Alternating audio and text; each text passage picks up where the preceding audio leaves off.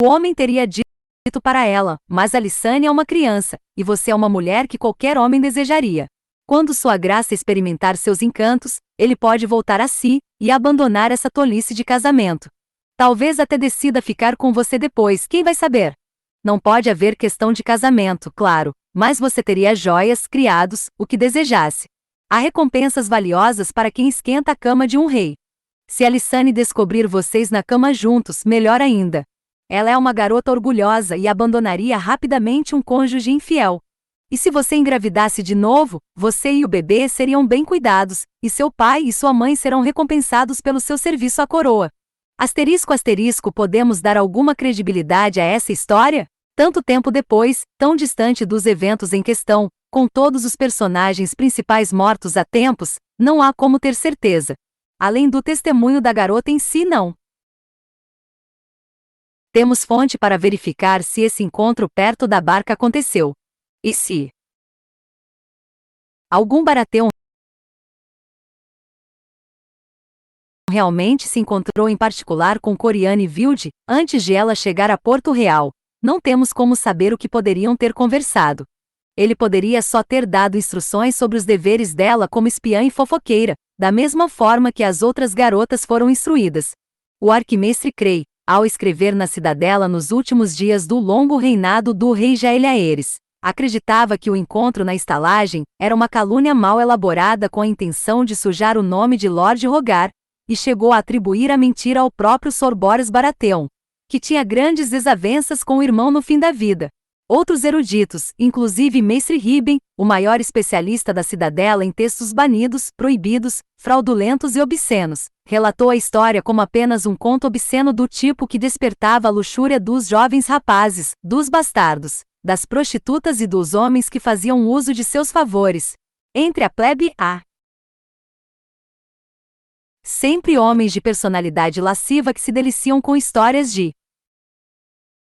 grandes senhores e cavaleiros nobres se aproveitando de donzelas, escreveu Ribben, pois isso os convence de que seus superiores compartilham de seus desejos primitivos. É possível. Mas há certas coisas que sabemos sem sombra de dúvida e que podem nos ajudar a chegarmos às nossas próprias conclusões. Sabemos que a filha mais nova de Morgan Wilde, senhor de Casa de Chuva, foi deflorada em tenra idade, e deu à luz um menino bastardo. Podemos ter uma certeza razoável de que Lord Rogar sabia da indiscrição dela. Não só ele era o suzerano de Lord Morgan, como também o filho foi entregue ao pessoal da casa dele. Sabemos que Coriane Wilde estava entre as donzelas que foram enviadas para a Pedra do Dragão, como damas de companhia da rainha Alysanne, uma escolha singularmente curiosa, se era para ser apenas dama de companhia, pois vintenas de outras garotas de berço nobre e idade adequada também estavam disponíveis. Garotas cuja virgindade estava intacta e cuja virtude estava além de qualquer repreensão. Por que ela? Muitos questionaram nos anos seguintes. Ela tinha algum dom especial, algum encanto específico? Se tinha, ninguém comentou na época. Era possível que Lord Rogar ou a rainha Alyssa tivessem alguma dívida com o senhor pai dela, ou com a senhora mãe dela por causa de algum favor ou gentileza no passado. Não temos registro. Nenhuma explicação plausível para a escolha de Coriane Wilde apareceu, exceto pela resposta simples, fé proferida por um alerta para garotas jovens. Ela foi enviada para a Pedra do Dragão não para Alysanne, mas para Jaeliaeres. Registros da corte indicam que a Septã Isabel, a senhora Lucinda e as outras mulheres escolhidas para a casa de Alysanne Targaryen subiram na galé mercante Mulher Sábia no amanhecer do 7º dia da segunda lua de 50 DC e partiram para a Pedra do Dragão na maré matinal. A rainha Alyssa havia enviado um comunicado da chegada delas por corvo, mas tinha certa preocupação de que as mulheres sábias, como elas ficaram conhecidas daquele dia em diante, encontrariam os portões de Pedra do Dragão fechados para elas. Seu medo não tinha fundamento. A pequena rainha e 2 guardas reais as encontraram no porto quando elas desembarcaram, e Alysanne deu boas-vindas a cada uma com presentes e sorrisos alegres. Antes de relatarmos o que aconteceu depois, voltemos o olhar brevemente para a Ilha Bela, onde Rhaena Targaryen, a rainha do Oeste, residia com um novo marido e uma corte própria. É preciso lembrar que a rainha Alissa não ficou mais satisfeita com o terceiro casamento da filha mais velha do que com o que o filho teria logo. Depois, apesar de o casamento de Rhaena ser de menores consequências, ela não estava sozinha nisso, pois na verdade Andrew Farman foi uma escolha curiosa para alguém com sangue de dragão nas veias. Segundo o filho de Lord Farman, nem mesmo o herdeiro, Andrew tinha fama de ser um rapaz bonito com olhos azul claros e cabelo comprido e claro, mas ele era 9 anos mais novo do que a rainha, e mesmo na corte do próprio pai havia alguns que debochavam dele como sendo meio garota, pois tinha fala delicada e natureza gentil. Um fracasso singular como escudeiro, ele nunca chegou a se tornar cavaleiro, por não possuir nenhuma das habilidades marciais do senhor seu pai e do irmão mais velho. Por um tempo, o pai pensou em mandá-lo para Vila Velha para forjar a corrente de mestre, até seu próprio mestre lhe dizer que o rapaz não era inteligente o suficiente e mal conseguia ler e escrever. Mais tarde, a pergunta de por que escolhera um marido tão pouco promissor, Rhaena Targaryen respondeu: ele foi gentil comigo. O pai de Andrew também foi gentil com ela e lhe ofereceu refúgio na Ilha Bela, depois da batalha sob o Olho de Deus, quando seu tio, o rei Maegor, exigiu a captura dela e os pobres irmãos do reino a denunciaram como pecadora devassa e suas filhas como abominações. Alguns aventaram a hipótese de que a rainha viúva tomou Andrew como marido em parte para devolver essa gentileza ao pai dele, pois Lord Farman, também segundo filho que nunca esperou governar, era famoso por gostar muito de Andrew, apesar de suas deficiências. É possível que haja certa verdade nessa declaração, mas outra possibilidade, elaborada primeiro pelo mestre de Lord Farman, pode chegar mais perto da verdade. A rainha encontrou seu verdadeiro amor em Ilha Bela, escreveu Mestre Smith para a cidadela, não com Andrew, mas com a irmã dele, a senhorita Elissa. Mais velha do que Andrew 3 anos, Elissa Farman tinha os mesmos olhos azuis e cabelo claro e comprido do irmão, mas de resto era tão diferente dele quanto uma irmã pode ser. De inteligência perspicaz e língua mais perspicaz ainda, ela amava cavalos, cachorros e falcões. Era ótima cantora e arqueira habilidosa, mas seu grande amor era velejar. Que o vento seja nosso corcel, era o lema dos Farman de Ilha Bela, que velejavam pelos mares ocidentais desde a Era da Aurora, e a senhorita Elissa as personificava. Quando criança, diziam que ela passava mais tempo no mar do que em terra. As tripulações do pai dela riam ao vê-la subindo pelos cordames como um macaco. Ela velejou em seu próprio barco em torno de Ilha Bela com a idade de 14 anos, e aos 20 já tinha viajado até a Ilha dos Ursos no norte e até Árvore no sul. Muitas vezes, para o horror do senhor seu pai e da senhora sua mãe, ela falava de seu desejo de levar um navio para além do horizonte ocidental para descobrir que terras estranhas e surpreendentes podiam existir do outro lado do Mar do Poente. A senhorita Elissa ficou noiva 2 vezes, uma aos 12 anos e outra aos 16, mas assustou os 2 pretendentes, como seu pai admitia com pesar. Mas em Rhaena Targaryen ela encontrou uma companheira de mente parecida, e nela a rainha encontrou uma nova confidente. Junto com Alayne Royce e Samantha Stockevort, 2 das amigas mais antigas de Rhaena, elas se tornaram inseparáveis, uma corte particular dentro da corte Kisor. Franklin Farman, o filho mais velho de Lord Mark, chamava de besta de 4 cabeças. Andrew Farman, o novo marido de Rhaena, era admitido no círculo de tempos em tempos, mas nunca com frequência suficiente para ser chamado de quinta cabeça. O mais impressionante foi que a rainha Rhaena nunca o levou para voar com ela nas costas da dragão Drenfire, uma aventura que compartilhava com frequência com as senhoritas Elissa, Alayne e Sam. Na verdade, é mais do que possível que a rainha tenha convidado Andrew para percorrer o céu com ela, mas ele tenha recusado, pois não tinha disposição aventureira. Entretanto, seria um erro ver o tempo da rainha Rhaena em Belcastro como um idílio. Nem todos apreciavam a presença dela. Mesmo ali, naquela ilha distante, havia pobres irmãos, irritados por Lord Mark, como seu pai, antes dele, ter dado apoio e abrigo para alguém que eles viam como inimiga da fé. A presença constante de Drenfire na ilha também criava problemas. Vislumbrado em intervalos de poucos anos, um dragão era uma maravilha, e um terror de se ver, e era verdade que alguns habitantes de Ilha Bela sentiam orgulho de terem um dragão nosso, mas outros ficavam nervosos com a presença da enorme fera, principalmente conforme ela foi ficando maior e mais faminta. Alimentar um dragão em crescimento não é tarefa pouca. E quando ficou sabido que Dranfir produzia uma ninhada de ovos, um irmão mendicante das colinas interiores começou a pregar que Ilha Bela logo seria tomada por dragões, que devorariam as ovelhas, as vacas e os homens, a não ser que um matador de dragões aparecesse e desse fim à praga. Lord Farman mandou cavaleiros para procurar o homem e o silenciar, mas não antes de milhares já terem ouvido as profecias. Embora o pregador tivesse morrido nos calabouços debaixo de Belcastro, suas palavras sobreviveram, enchendo os ignorantes de medo sempre que eram ouvidas. Mesmo dentro das paredes da casa de Lord Farman, a rainha Rhaena tinha inimigos, e o principal dentre eles era o herdeiro de sua senhoria. Sir Franklin lutara na batalha sob o olho de Deus e sofreu um ferimento lá, sangue derramado a serviço do príncipe Aegon, o sem coroa. Seu avô morreu naquele campo de batalha junto com seu filho mais velho, e sobrou para ele levar os cadáveres para a Ilha Bela. Mas parecia aos olhos dele que Rhaena Targaryen demonstrava pouco remorso por todo o sofrimento que havia causado à casa Farman e pouca gratidão a ele pessoalmente.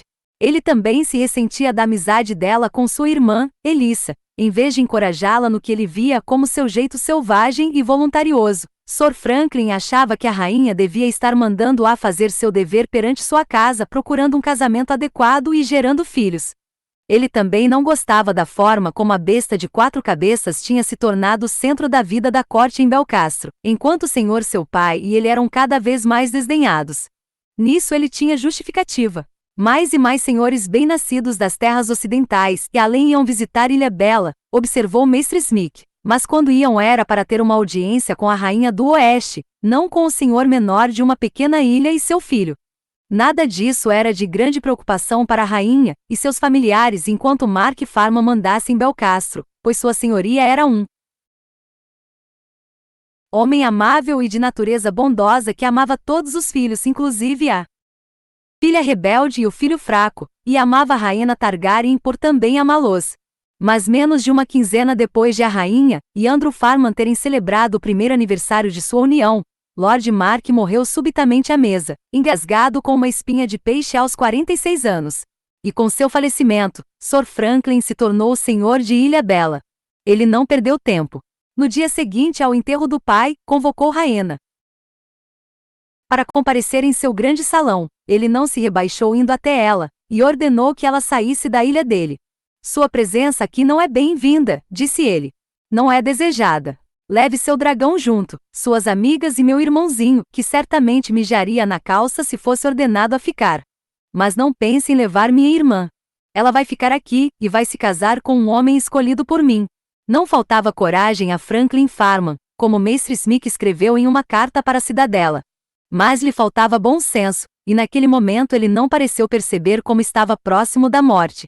Eu vi o fogo nos olhos dela, disse o mestre, e por um momento consegui ver Belcastro em chamas, as torres brancas ficando pretas e desabando no mar enquanto as chamas transpunham cada janela, e o dragão voava ao redor repetidas vezes. Rhaena Targaryen tinha sangue de dragão, e era orgulhosa demais para ficar onde não era desejada. Ela partiu de Ilha Bela naquela mesma noite,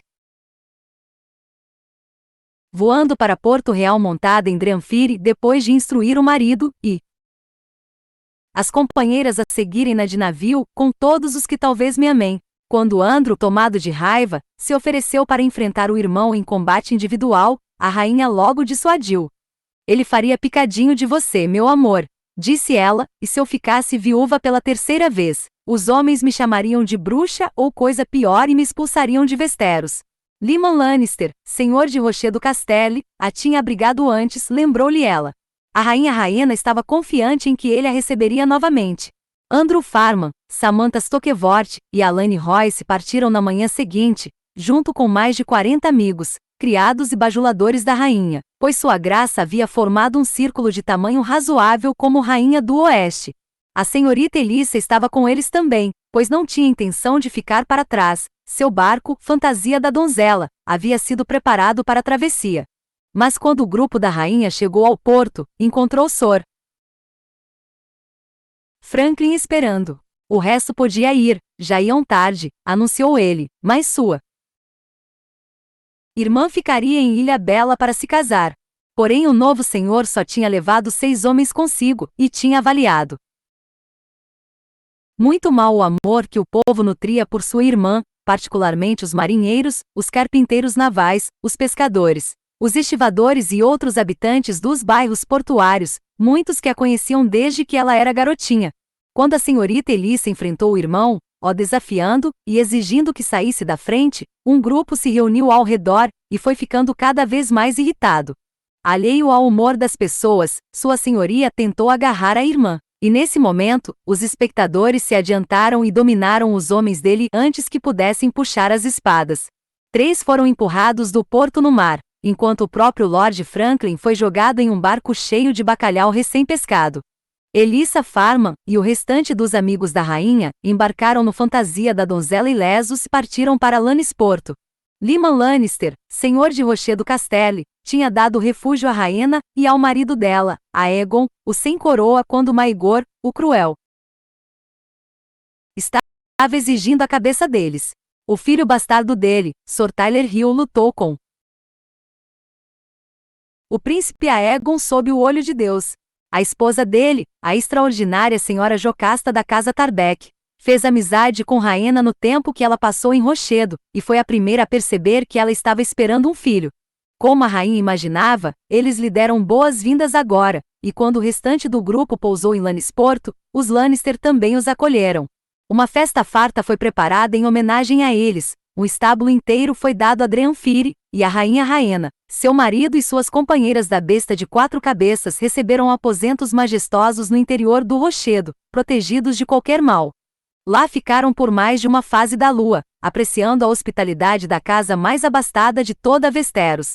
Mas, com o passar dos dias, essa hospitalidade foi ficando mais inquietante para Rhaena Targaryen.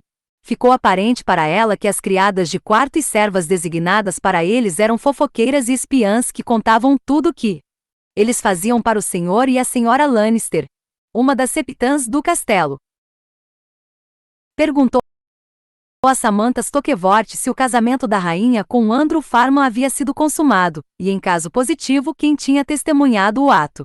Sir Tyler Hill, o atraente filho bastardo de Lord Lyman, era abertamente desdenhoso com Andrew enquanto fazia tudo o que podia para se insinuar para Rhaena, contando-lhe histórias de seus feitos na batalha sob o olho de Deus e mostrando as cicatrizes ganhadas lá, a serviço do seu Aegon.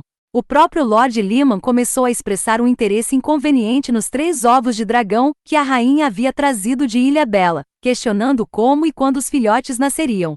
Sua esposa, a senhora Jocasta, sugeriu em particular que um, ou mais dos ovos, seria um lindo presente se sua graça desejasse demonstrar sua gratidão à casa Lannister pelo acolhimento. Como isso não funcionou, Lord Lyman ofereceu comprar os ovos por uma soma assombrosa em ouro. O senhor de Rochedo Castelli queria mais do que uma hóspede bem-nascida, a rainha Rhaena percebeu. Por baixo da aparente cordialidade, ele era ardiloso e ambicioso demais para aceitar tão pouco.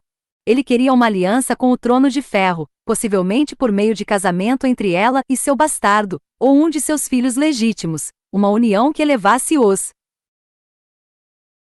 Lannister acima dos Igotover, dos Baratheon e dos Velaryon, a ponto de serem a segunda casa do reino.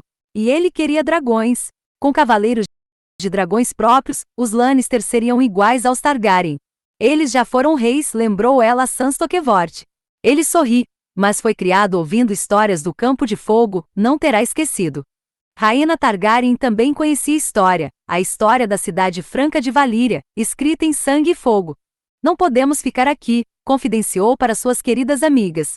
Precisamos deixar a rainha Rhaena de lado por um tempo, enquanto olhamos para o leste novamente, para Porto Real e Pedra do Dragão, onde a regente e o rei continuavam com suas desavenças.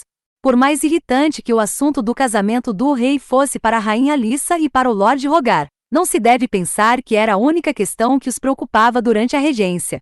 O dinheiro, ou a falta dele, era o maior problema da coroa. As guerras do rei Maegor foram terrivelmente caras e exauriram o tesouro real. Para encher os cofres, o mestre da moeda de Maegor Subiu os impostos existentes e criou novos, mas essas medidas geraram menos ouro do que previsto, e só serviram para aumentar o rancor com o qual os senhores do território viam o rei. E a situação não melhorou com a ascensão de Jael-Aeres, a coroação do jovem príncipe e o casamento dourado de sua mãe foram eventos esplêndidos que o ajudaram muito a conquistar o amor de senhores e da plebe, mas tudo isso teve um preço. Um gasto ainda maior estava por vir. Lord Rogar estava determinado a completar o trabalho no Fosso dos Dragões antes de entregar a cidade e o reino para Jael-Aeres, mas faltavam fundos. Edivel Celtigar, o senhor de Ilha da Garra, foi uma mão ineficiente para Maegor, o Cruel.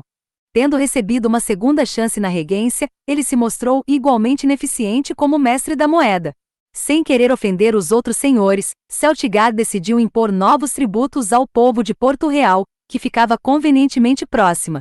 Os impostos portuários triplicaram, certos bens foram taxados para entrar e sair da cidade, e impostos adicionais foram exigidos de estalajadeiros e construtores.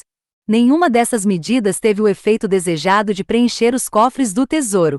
Em vez disso, as construções quase pararam, as estalagens ficaram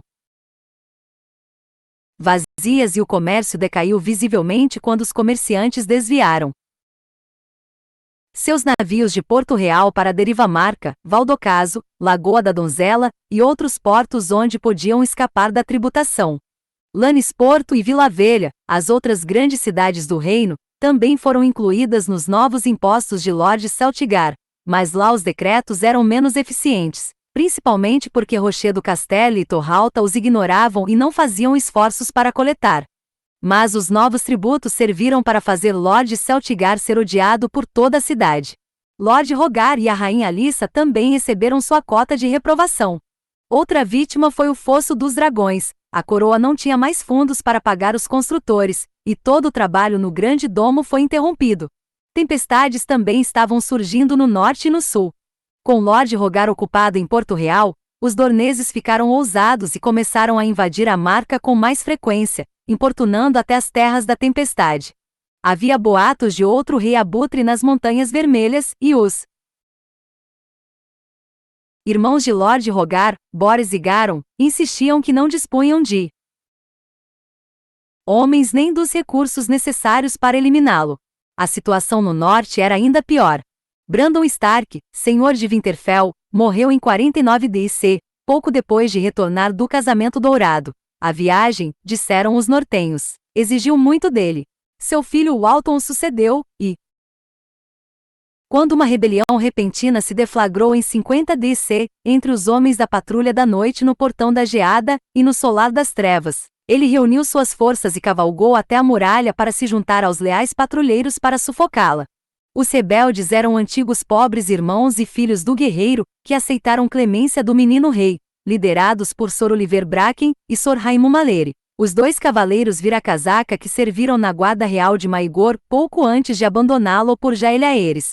O senhor comandante da Patrulha da Noite foi imprudente, e deu a Bracken e Malery o comando dos dois fortes previamente abandonados com ordens de restaurá-los. Em vez disso, os dois homens decidiram fazer dos castelos seus assentos e se estabelecer como senhores. O levante deles durou pouco. Para cada homem da Patrulha da Noite que se juntou à rebelião deles, 10 permaneceram fiéis a seus votos. Depois da vinda de Lord Stark e seus vassalos, os irmãos negros retomaram o Portão da Geada e enforcaram os perjuros, exceto o próprio Sor Oliver, que foi decapitado por Lord Stark com sua célebre espada gelo. Quando a notícia chegou a Solar das Trevas, os rebeldes lá fugiram para trás da muralha na esperança de se unirem aos selvagens.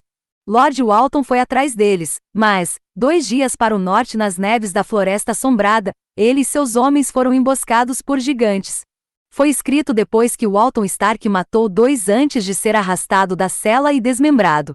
Os sobreviventes o carregaram de volta a Castelo Negro em pedaços.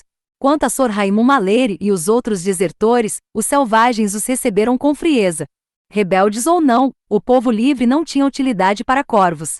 A cabeça de Sor Raimund foi entregue em Atalaia Leste meio ano depois. Quando perguntaram o que havia acontecido ao resto dos homens dele, o chefe dos selvagens riu e disse: "Nós comemos." O segundo filho de Brandon Stark, Alaric, se tornou senhor de Winterfell.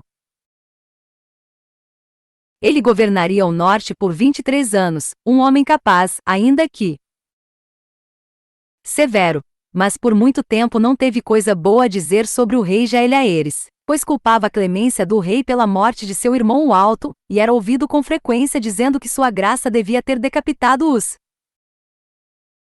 homens de Maigor em vez de os mandar para a muralha. Distante dos problemas no norte, o rei Jaeliaeres e a rainha Alysanne permaneceram em seu exílio autoimposto da corte, mas não estavam ociosos. Jaeliaeres continuou seu regime rigoroso de treinamento com os cavaleiros da guarda real todas as manhãs e dedicava as noites a ler relatos do reinado de seu avô Aegon, o conquistador, que ele desejava ter como modelo para o seu. Os 3 mestres de Pedra do Dragão o ajudavam nessas pesquisas, assim como a rainha. Com o passar dos dias, mais e mais visitantes seguiram para a Pedra do Dragão para falar com o rei. Lord Massey de Balepedra foi o primeiro a aparecer, mas Lord Satanton de Pouso de Gralhas, Lord Darklin de Valdocaso e Lord Baremon de Ponta Afiada vieram logo depois, seguidos pelos Lords Art, Hollingford, Moton e Stokevort. O jovem Lord Rosby, cujo pai tirou a própria vida quando o rei Maegor caiu, também apareceu e suplicou timidamente o perdão do jovem rei, que Jaeliaeres ficou feliz em conceder. Embora Daemon Velaryon, como senhor almirante da coroa e mestre dos navios, estivesse em Porto Real com os regentes, isso não impediu Jaeliaeres e Alysanne de voarem de dragão até Derivamarca e visitar seus estaleiros, acompanhados pelos filhos dele, Corvin, Iorgen e Vitor. Quando a notícia desses encontros veio ao conhecimento de Lord Rogar em Porto Real, ele ficou furioso e chegou a perguntar a Lord Daemon se a frota de Velaryon podia ser usada para impedir que esses senhores lambibotas rastejassem até Pedra do Dragão para entrarem nas graças do menino rei. A resposta de Lord Velaryon foi seca. Não, disse ele. A mão encarou isso como outro sinal de desrespeito. Enquanto isso, as novas damas de companhia e o resto do grupo da rainha Alysanne se acomodaram em Pedra do Dragão, e logo ficou aparente que a esperança da mãe dela de que aquelas mulheres sábias pudessem persuadir a pequena rainha de que o casamento dela era imprudente e herético tinha dado errado. Nem orações, nem sermões, nem leituras de Estrela de 7 Pontas abalavam as convicções de Alysanne Targaryen de que os deuses queriam que ela se casasse com seu irmão Jaeliaeres, que fosse sua confidente e ajudante e mãe de seus filhos.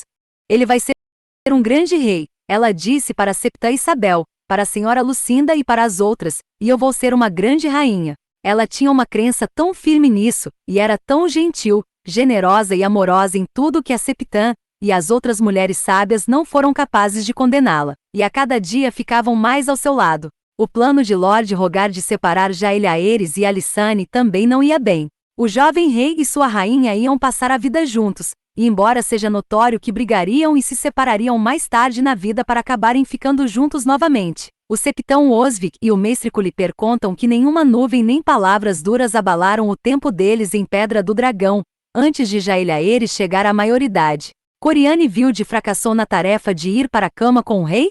É possível que nunca tenha feito a tentativa? A história toda do encontro na estalagem pode ser ficção? Qualquer uma dessas opções é possível. Quem escreveu um alerta para garotas jovens gostaria de dizer o contrário, mas aqui o famoso texto fica ainda menos confiável, e se divide em umas 6 versões contraditórias de eventos, cada uma mais vulgar do que a outra. Não seria bom para a devassa no coração da história admitir que Jaeliaeres a rejeitou, nem que ela nunca teve oportunidade de atraí-lo para o quarto. Então temos uma variedade de aventuras lascivas, um verdadeiro festival de imundície. A história de uma devassa insiste que a senhorita Coriane não só foi para a cama com o rei, mas também com os 7 membros da guarda real. Sua graça supostamente a entregou para Patê, o galinhola, depois que saciou seus desejos, e Patê a passou para Sor Joifrey, e assim por diante. Os altos e baixos omite esses detalhes, mas relata que Jaeliaeres não só recebeu a garota na cama, mas também levou a rainha Alysanne para brincar com os dois nos episódios frequentemente associados com as famosas casas de prazer de Lige. Uma história um tanto mais plausível é contada em Pecados da Carne, em que Coriane-Vilde realmente levou o rei Jaeliaeres para a cama, mas encontrou um rei desajeitado, inseguro e apressado, como muitos garotos da idade dele costumam ser quando se deitam com uma mulher pela primeira vez. Aquela época, porém, a senhorita Coriane tinha passado a admirar e respeitar a rainha Alysanne, como se ela fosse minha irmãzinha, e também desenvolveu sentimentos calorosos por Jaeliaeres. Portanto, em vez de tentar desfazer o casamento do rei, ela assumiu a tarefa de ajudar a torná-lo um sucesso, ensinando a sua graça a arte de dar e receber prazer carnal, para que não se mostrasse incapaz quando chegasse a ocasião de ir para a cama com a jovem esposa. Essa história poderia ser tão fantasiosa quanto as outras, mas tem certa doçura que levou alguns eruditos a aceitarem que talvez possa ter acontecido. Mas fábulas devassas não são história, e a história só tem uma coisa certa a nos contar sobre a senhorita Coriane da Casa Vilde, a suposta autora de um alerta para garotas jovens. No 15º dia da sexta lua de 50 DC, ela partiu de Pedra do Dragão sob a proteção da noite na companhia de Sir Howard Bullock, o filho mais novo do comandante da guarnição do castelo. Casado, Sir Howard deixou a esposa para trás, mas levou boa parte das joias dela. Um barco pesqueiro o transportou junto com a senhorita Coriane até Derivamarca, onde eles pegaram um navio para a cidade livre de Pentos. De lá, seguiram para as terras disputadas, onde Sir Howard se inscreveu em uma companhia livre chamada, com singular falta de inspiração, a Companhia Livre. Ele morreria em MYR 3 anos depois, não em batalha, mas de uma queda do cavalo depois de uma noite de bebedeira. Sozinha e sem dinheiro, Coriane-Vilde seguiu para a próxima série de provações, atribulações e aventuras eróticas contada no livro. Não precisamos mais saber dela. Quando a notícia da fuga da senhorita Coriane com as joias roubadas e o marido roubado chegou aos ouvidos de Lord Rogar, na Fortaleza Vermelha, ficou óbvio que o plano dele tinha fracassado, assim como o da rainha Lissa. A devoção e a luxúria se mostraram incapazes de quebrar o laço entre Jaeliaeres Targaryen e sua Alysanne.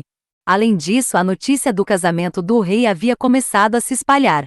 Homens demais testemunharam o confronto nos portões do castelo, e os senhores que foram à Pedra do Dragão depois não deixaram de notar a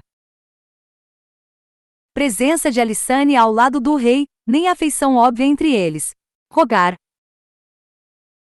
Baratheon podia falar em arrancar línguas, mas ficou impotente perante os murmúrios que se espalharam pelo território, e mesmo para além do Mar Estreito, onde os magísteres de Pentos e mercenários da Companhia Livre sem dúvida se divertiam com as histórias que a senhorita Coriane-Vilde tinha para contar. Está feito, disse a rainha regente para seus conselheiros, quando ela enfim percebeu a verdade. Está feito e não pode ser desfeito, que os 7 nos salvem. Temos que viver com isso, e temos que usar todos os nossos poderes para os proteger do que pode vir. Ela tinha perdido 2 filhos para Maegor, o Cruel, e havia uma frieza entre ela e a filha mais velha. Não conseguia suportar a ideia de ficar separada eternamente dos 2 filhos que lhe restavam. Mas Rogar Baratheon não conseguiu aceitar de forma tão elegante, e as palavras de sua esposa despertaram uma fúria nele. Na frente do grande mestre Benifer, do septão Mateus, de Lord Velaryon e do resto, ele falou com ela com desprezo. Você é fraca, declarou ele, tão fraca quanto seu primeiro marido, tão fraca quanto seu filho. Sentimentos são perdoáveis em uma mãe, mas não em uma regente, e nunca em um rei. Fomos tolos de coroar Jaeliaeres. Ele só pensa nele mesmo e vai ser um rei pior do que o pai foi. Graças aos deuses não. É tarde demais. Temos que agir agora e afastá-lo. Um silêncio se espalhou no aposento após essas palavras. A rainha regente encarou horrorizada o senhor seu marido, e como se para provar a verdade de suas palavras, começou a chorar, as lágrimas correndo silenciosas pelas bochechas. Só então os outros senhores encontraram a voz. Você perdeu o bom senso? Perguntou Lord Velaryon. Lord Corbray, comandante da patrulha da cidade, balançou a cabeça e disse, meus homens nunca vão apoiar. O grande mestre Benifer trocou um olhar com Prentice Tully, o mestre das leis. Lord Tully disse, você quer tomar o trono de ferro para si então? Isso Lord Rogar negou com veemência. Nunca. Acha que sou um usurpador? Só quero o que é melhor para os 7 reinos. Nenhum mal vai acontecer a Jaeliaeres. Podemos enviá-lo para a Vila Velha, para a Cidadela. Ele é um garoto dos livros, a corrente de mestre será boa para ele. E quem vai ocupar o trono de ferro? Perguntou Lord Celtigar. A princesa Aérea, respondeu Lord Rogar na mesma hora. Há um fogo nela que Jaehaerys não tem. Ela é jovem, mas posso continuar como mão e moldá-la, guiá-la, ensinar-lhe tudo o que ela precisa saber. Ela tem o direito mais forte de reivindicação. A mãe e o pai dela foram o primeiro e o segundo filhos do rei Aenys, Jaehaerys foi o quarto. Ele bateu com o punho na mesa, nos conta Benifer. A mãe vai apoiá-la. A rainha Rhaena. E Rhaena tem um dragão. O grande mestre Benifer registrou o que aconteceu em seguida. Um silêncio se espalhou, embora as mesmas palavras estivessem nos lábios de todos. Jaehaerys e Alysanne também têm dragões. Caro Corbre lutou na batalha sob o olho de Deus e testemunhou a terrível visão de dragão lutando com dragão. Para o resto de nós, as palavras da mão conjuraram visões da antiga Valíria antes da destruição. Quando os senhores dos dragões lutaram uns contra os outros pela supremacia. Foi uma visão tenebrosa. Foi a rainha Alyssa quem quebrou o momento em meio às lágrimas. Eu sou a rainha regente, lembrou ela a todos. Até meu filho chegar à maioridade, todos vocês servem a mim. Inclusive a mão do rei. Quando se virou para o senhor seu marido, Benifer nos conta que seus olhos estavam duros e escuros como obsidiana. Seu serviço não me agrada mais, Lord Rogar. Nos deixe e volte para a Ponta Tempestade, e nunca precisaremos falar novamente da sua traição. Rogar Baratheon olhou para ela com incredulidade. Mulher, você acha que pode me dispensar? Não? Ele riu. Não? Foi nessa hora que Lord Corbre se levantou e puxou a espada, a lâmina de aço valeriano chamada Senhora Desespero, que era o orgulho da casa dele. Sim, disse ele, e colocou a espada na mesa, a ponta virada para Lord Rogar. Só então sua senhoria percebeu que tinha ido longe demais, que estava sozinho contra todos os homens presentes. É o que Benifer nos conta. Sua senhoria não disse mais nada.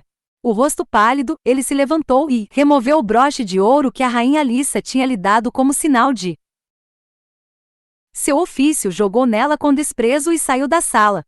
Ele foi embora de Porto Real naquela mesma noite, e atravessou a torrente da Água Negra com o irmão Orrin. Lá ficou por 6 dias, enquanto seu irmão Ronal reunia seus cavaleiros e homens de armas para a marcha para casa. Se gostou do vídeo, deixe seu like e não se esqueça de se inscrever no canal. Se é novo ou nova, seja bem-vindo, e se tem algum livro que deseja ouvir, deixe nos comentários. Nós aqui do Dom da Leitura agradecemos sua visualização.